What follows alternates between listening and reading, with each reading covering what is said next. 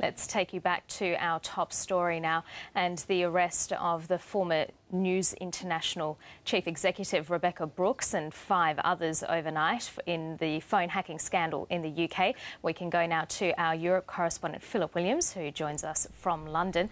Good morning, Phil. Now, this is the second time Rebekah Brooks has been arrested. What's led to this latest round of arrests? Well, we've moved into a different phase here. We've gone from the arrests related to the hacking itself to now this new phase where we're looking, the police are looking seriously at alleged conspiracies to cover up the tracks. So they're looking at what people may or may not have done to try and cover the tracks of the original hacking.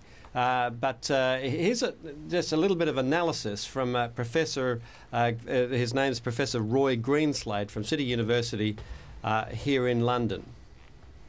An amazing turn of events. Obviously, Rebekah Brooks had been previously arrested for conspiracy to intercept voicemails, but this is a much more serious charge. So there have been dozens of arrests since this operation has been going on. When are charges likely to be laid, Phil? Well, this is the big question, isn't it? It's been going for over a year. We've now got the 44th arrest. Of course, Miss Brooks arrested twice, and we simply don't know when we're going to see charges. Now, of course, it's a bit different here in Britain to Australia. Being arrested doesn't have quite the same connotation here. It's more a question of enforced questioning. You don't necessarily have charges following. So it's, in an Australian context, it'd be quite unusual to be arrested and then not charged for some months or perhaps even a year or so.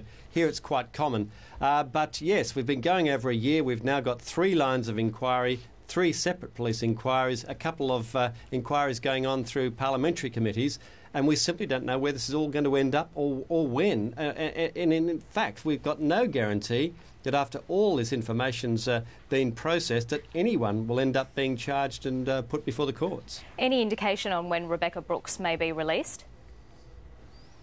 Well, look, we'd expect if this runs to course as it has in the past, that her and her husband should be released in the next couple of hours. Generally speaking, they generally get picked up early in the morning, and as they did this morning from their Oxfordshire home, sometime between 5 and 7 a.m. this morning, taken to separate police stations, husband and wife separated, taken to separate police stations, and questioned for, well, we're now into, would be hour 13, hour 14. We wouldn't expect that to go on much more than that. And generally speaking, well, all the people so far to date, the 44, have been bailed. We'd expect the same thing to happen.